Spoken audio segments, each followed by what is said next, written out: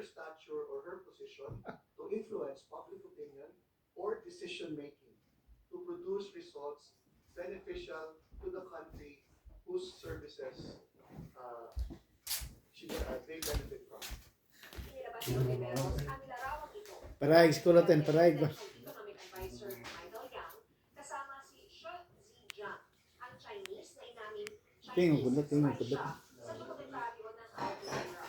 Binukuri ni Shi siguro sa nasabing dokumentaryo Tingnan ko. na isa rin umano siya sa espiya ng China. Pero itinanggi ito ni Wu.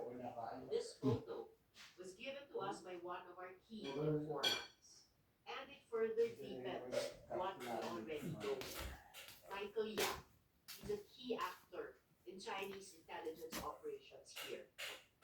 Sinabi ng abogado ni Yang na si Attorney Raymond Fortun na hindi ebidensya ang aligasyon. Irresponsable anyang maghusga dahil Katutog mo yun ka? ang mga tao sa isang litrato. Katin mo yan. Subukan ng opisina Wala ng nang Oliveros binabayad na ng gobyerno makausap natin, si hindi Shi kaya na lang. nakakulong ngayon sa Thailand pero hindi sila pinayagan. Ano nadumbusa natin? Ay, tugtog. Day kape, maga.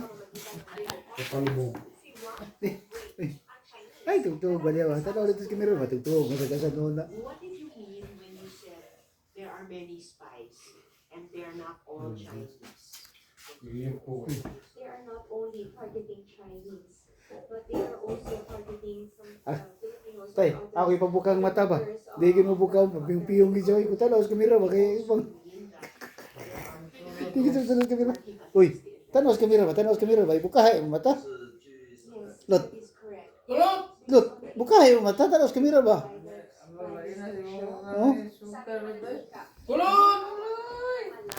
Kulot ito wag ka. Kulot kuno. Kulot kuno, kulot kuno. Kulot.